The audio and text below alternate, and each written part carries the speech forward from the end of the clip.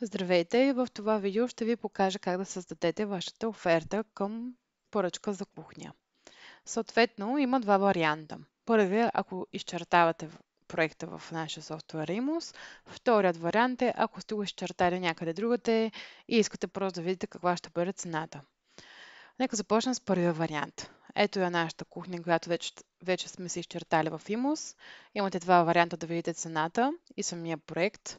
Натискате на трите точки, натискате оферта, клиент, PDF и го изтегляте. Втория вариант е да влезете директно вътре в самия проект. Оттам си давате стартиране на помещение. Ако искате, може да направите някаква редакция. Ако не, може директно от презентация, когато натиснете и изберете назад към списък проекти. Ще се върнете пак откъдето влязахме току-що и горе ще ви се появи ето тук повече. Оттам също натискате оферта клиент, PDF, сваляте го. Ето така. И в самия ето го, Order Confirmation, в който вече си имате тук информация за самата поръчка, кога е създадена, от кого е създадена и всеки един вид артикул със съответната цена. Най-отдолу съответно е цената за цялостния проект. Така, това е първият вариант. Вторият вариант е, когато вие си чертаете кухня в друг софтуер и искате просто да видите какви ще бъдат цените. Избирате нов проект, пишете някакво име, избирате си празен проект или ако желаете с комини. Окей, и задължително първите две неща, които трябва да направим е да променим настройките.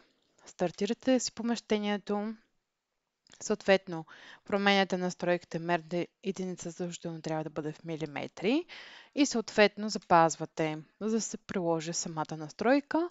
Оттам отиваме на вътрешен дизайн .4 и задължително променяме глобалните настройки, за да може да не си играете цвят по цвят, шкаф по шкаф, цвят по цвят, да сменяте всичко.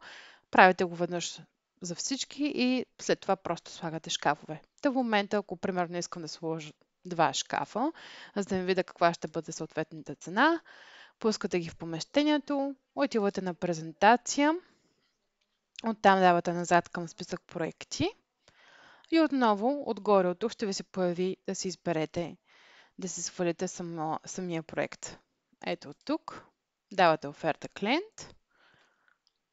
Пак ви се сваля PDF файла и ще може да се визуализирате веднага всичко. Ето така излизат в двата шкафа, които сложихме и съответно пак с цените и колко ще струват. Това е.